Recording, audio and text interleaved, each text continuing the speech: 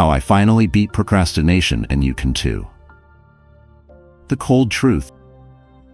I almost waited myself out of the life I wanted. I used to think I needed the right moment, the perfect mood, the perfect plan. But the truth, I was just scared, and I was calling that fear preparation. Sound familiar? Your old self. For months, no years, I told myself I was getting ready. I'd research, write lists, reorganize my space, everything except starting. Maybe for you it's the gym, or that business idea, that book, that song, that channel, that thing you keep saying you'll do when you have time. That was me, always almost doing something great, but almost doesn't change your life. The moment of realization. One night I caught myself saying it again. Tomorrow, I'll start tomorrow. And something just clicked. I'd been saying tomorrow for years. All I had to show for it were empty pages, missed chances, and regret dressed as optimism. That night, I realized something brutal but freeing. Tomorrow is a lie we tell ourselves to stay comfortable. The first step. So I made a choice. No more waiting, no more rehearsing life instead of living it. I gave myself permission to go for it. The first try, it was rough.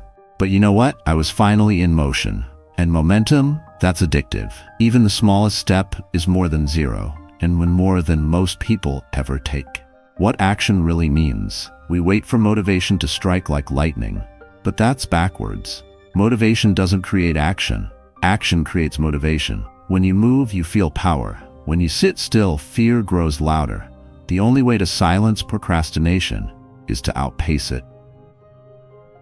What procrastination cost me. Want to know what procrastination really costs? It's not just missed tasks. It's missed time, missed memories, missed life.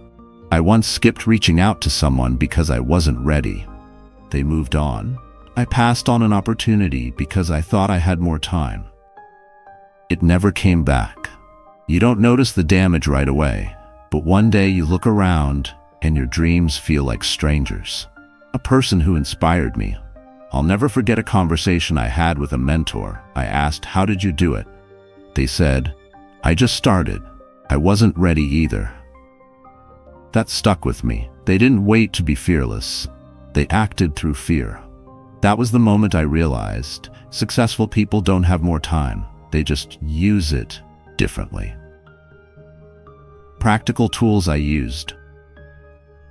I made my goals smaller. I timed my focus, just 20 minutes. I stopped trying to be perfect and aimed for done. Progress doesn't require a miracle, just a move. One focused action a day. That's the system. That's how I broke the cycle. Not with a breakthrough, but with a routine. Speaking to regret.